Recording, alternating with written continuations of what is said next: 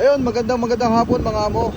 For today's video, ito, i-release na natin yung project natin nung nakaraang araw. So, medyo may maraming napadagdag, kaya ngayon lang tayo natapos. So, ikutan natin, ito GRS. Kalalabas lang nito ng kasa, no? Diretso sa atin. Ito, isa-isahin ko yung mga pinaglalagay natin dito.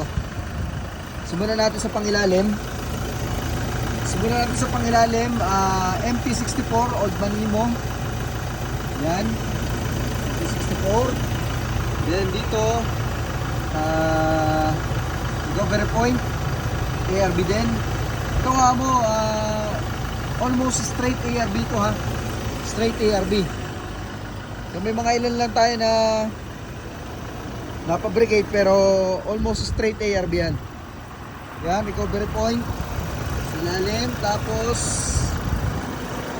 ARB UBP. Yan, kitang-kita naman UBP sa ilalim.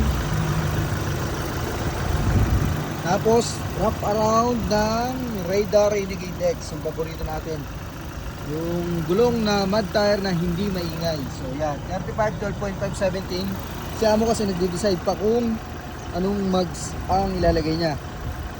So kaya sa ngayon naka stock mags lang muna siya. Yan. Tapos yung bumper natin ARB bumper yan.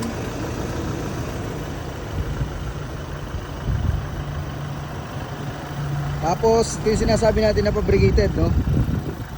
Ito side rail, side step, fabricated po natin yan. Ito, nag-request pa si amo dito ng lalagyan daw po ng hamok o duyan. Yan, lalagyan natin, tigabila po yan, nilagyan po natin yan. So sa likod, ito Old Manimo MP64. Tapos nag-perform din tayo dyan ng body lift, amo. Body lift tayo ng 2 inches dyan. Yan.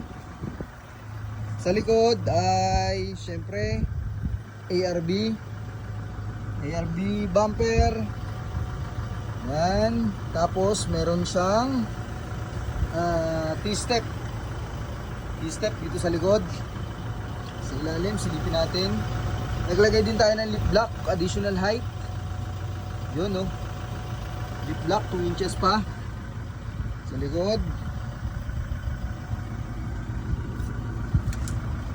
Tapos raid na tawag dito, pad flaps, ilagay din tayo. Yan, body lip. Yung 35, kung makikita nyo amo, ang laki ng clearance, no? Ang laki ng clearance, 35 lang nilagay natin dyan, pero laki ng clearance. So side step ulit, ito yung sinasabi ko na isa pang tow hitch receiver na lalagyan ng duyan. So, kasi may duyan siya dito sa banda rito sa gilid. Tapos sa taas ARB pa rin, ARB na touring. Then front runner, yung kanyang roof rack, front runner. Yung sa snorkel naman, lagyan natin yung snorkel, TGM na AirTech ang snorkel na TGM na AirTech. Yan.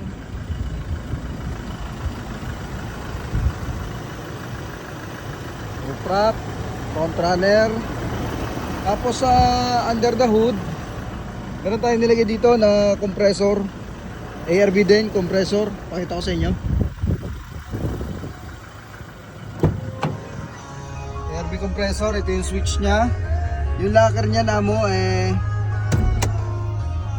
kakabit pa natin. Waiting lang tayo sa pyesa, locker tsaka rigir. Hindi ko na lang mapakita sa inyo dahil nasa loob ng hood. Solo walang videographer kaya ako na rin magtataas ng hood. Yan.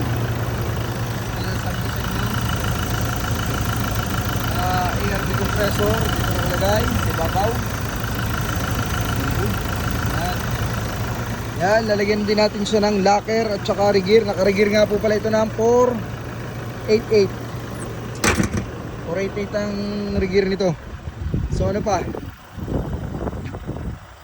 Almost done naman sa napakagandang GRS. Saka winch pala amo. Yung winch natin, waiting lang tayo sa winch na ano, sa request ni amo. Ang winch kasi nito Zion na worn. So unfortunately naubusan tayo sa supplier. Kaya waiting pa tayo ng winch niyan. So magbibidyohan ko ulit once na makumpleto na. Ngayon lang kasi iuwi daw muna ni amo. Kaya i-release muna natin. Ganda. GRS built by Winch Point Off-Road. Yan, sa mga gusto magpa-build ng ganitong mga rig, Winch Point Off-Road, Bermosa Danghari, Imus Cavite. So bago ko malimutan mo, ito nilagyan din natin ng tow hitch yan ha, oh. May tow hitch din yan. Ito kasi wala talagang kasama sa ARB niyan. So tayo lang nagpa-brigade nito.